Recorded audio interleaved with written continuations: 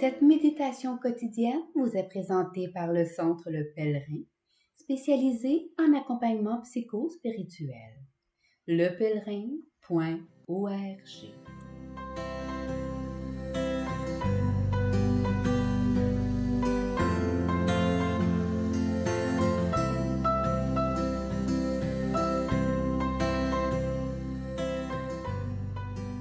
Évangile du dimanche 16 avril, deuxième dimanche de Pâques ou de la Divine Miséricorde.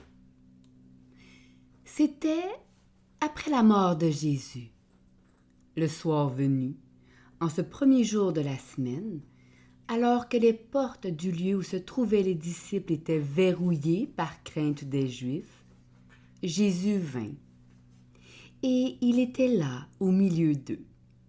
Il leur dit « La paix soit avec vous ». Après cette parole, il leur montra ses mains et son côté. Les disciples furent remplis de joie en voyant le Seigneur. Jésus leur dit de nouveau « La paix soit avec vous ». De même que le Père m'a envoyé, moi aussi je vous envoie. Ayant ainsi parlé, il souffla sur eux et il leur dit « Recevez l'Esprit Saint. À qui vous remettrez ses péchés, ils seront remis. À qui vous maintiendrez ses péchés, ils seront maintenus. » Or, l'un des 12, Thomas, appelé Didyme, c'est-à-dire jumeau, n'était pas avec eux quand Jésus était venu.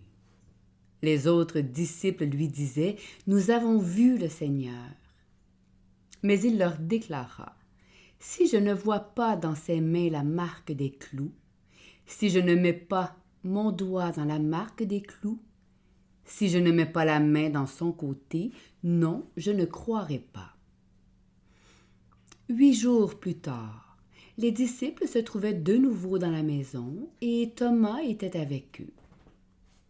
Jésus vient, alors que les portes étaient verrouillées, et il était là au milieu d'eux. Il dit « La paix soit avec vous. » Puis il dit à Thomas « Avance ton doigt ici et vois mes mains. Avance ta main et mets-la dans mon côté. Cesse d'être incrédule, sois croyant. » Alors Thomas lui dit « Mon Seigneur et mon Dieu. » Jésus lui dit « Parce que tu m'as vu, tu crois.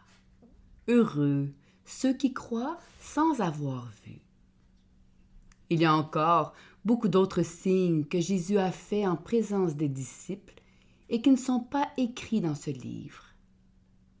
Mais ceux-là ont été écrits pour que vous croyiez que Jésus est le Christ, le Fils de Dieu, et pour qu'en croyant, vous ayez la vie en son nom.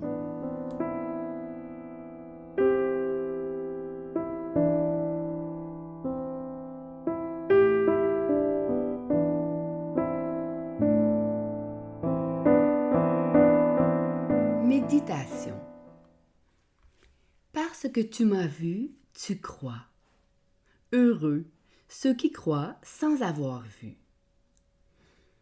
Cette phrase, à première lecture, peut sembler un reproche, surtout si intérieurement nous glissons vers notre culpabilité. D'ailleurs, l'évangéliste Marc va dans cette direction. Jésus leur reprocha leur incrédulité et leur obstination à ne pas ajouter foi à ceux qui l'avaient vu ressusciter. Cette interprétation me dérange toutefois, comme si Jésus fait le rabat-joie face à Thomas qui vient de poser un acte extraordinaire et de vivre un instant de grâce et de guérison profonde. À quoi servirait, de fait, un tel reproche?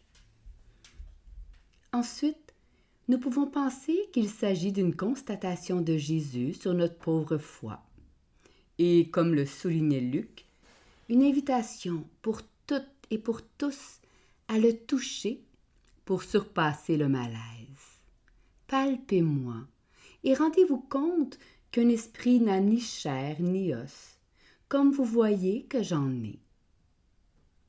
N'est-ce pas d'ailleurs vrai que nous en avons toutes et tous besoin? J'ai aussi longtemps médité sur le fait que Jean est le seul à rappeler dans son évangile ces paroles de Jésus. Lui qui, pourtant, nous raconte que, en entrant dans le tombeau, il vit et il crut. Le voir pour Jean est si important. Il met d'ailleurs ce voir, à titre d'exemple, en relation avec l'appel des premiers disciples « Venez et voyez » et avec la rencontre du Père. Qui m'a vu a vu le Père. Toute la tradition chrétienne le suivra sur ce chemin, spécialement par l'importance qui sera accordée à la contemplation. Alors, comment comprendre ce texte? Je me sens aveugle encore à l'écoute de ces paroles. Mais la clé n'est-elle pas associée à cette fête aujourd'hui de la miséricorde? En ce point d'exclamation qu'apporte la miséricorde à la résurrection, il me semble que se découvre le sens.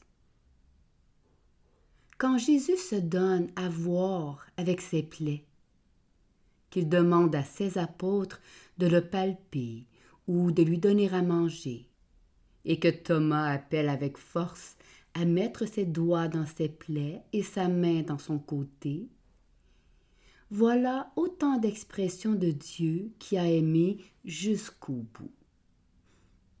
Tous ces aspects ne font que révéler que Dieu, en son Fils, dans l'Esprit, a vraiment épousé l'humanité, et dans tous les aspects de la chair, même le péché. La résurrection est vraiment l'incarnation rendue accessible à tout humain, ce qui signifie que Dieu a choisi la chair comme lieu pour le voir, l'entendre, le toucher, le contempler.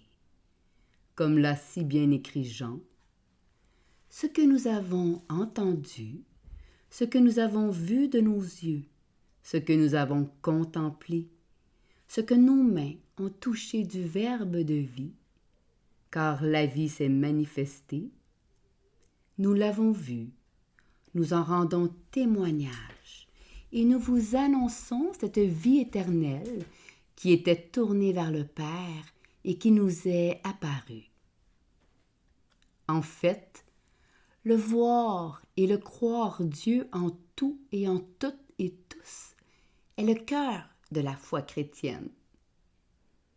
En se montrant aux apôtres, dira saint Marc, et ici j'utilise la traduction de Chouraki, Jésus flétrit leur non-adhérence, leur sclérose de cœur. Ce flétrissement est un dépouillement pour nous de cette foi qui cherche des preuves, des signes du merveilleux. Le Jésus glorieux qui apparaît devant eux et devant nous est simplement un humain et un Dieu qui ne font qu'un. Toutes les recherches idéologiques, politiques, scientifiques ou religieuses qui cherchent à surpasser l'humain reposent sur une foi fausse en Dieu et une pauvre foi en l'humain. Car seul l'humain en figure de fils est divin. On ne peut chercher à modifier l'humain par la science, à le faire disparaître sous le poids des idéologies, à justifier sa mort politiquement par la guerre ou à renier son existence par tous les terrorismes religieux et sectaires sans, conséquemment, perdre toute foi en Dieu et en l'humain.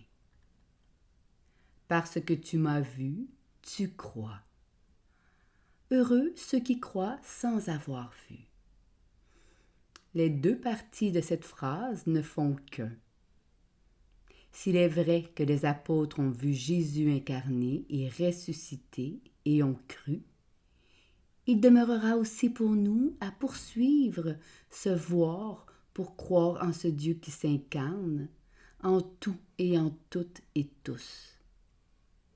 Nous sommes appelés à contempler donc en tout humain le Verbe de vie et à apprendre à l'écouter, à le toucher, à le voir. À ce titre, la foi ne tient pas à une apparition céleste, à des signes extraordinaires, mais à l'expérience d'un flétrissement de notre sclérose du cœur et du vide de notre tombeau de mort qui nous habite et qui ne saurait retenir la vie ou tout vivant. Le voir sans croire ou le croire sans voir de l'Évangile sont deux affirmations qui s'annulent mutuellement et nous révèlent ainsi qu'elles renvoient au même mystère. Il vit et il crut, et il crut et il vit.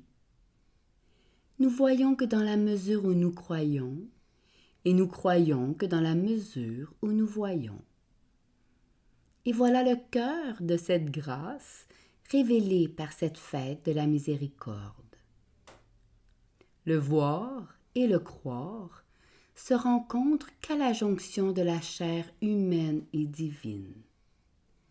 Là où Dieu se donne à voir et à croire, dans un voir et croire l'humain. Entrez dans le tombeau de nos plaies et de celles de Dieu pour voir et croire et vivre l'étreinte du divin et de la chair.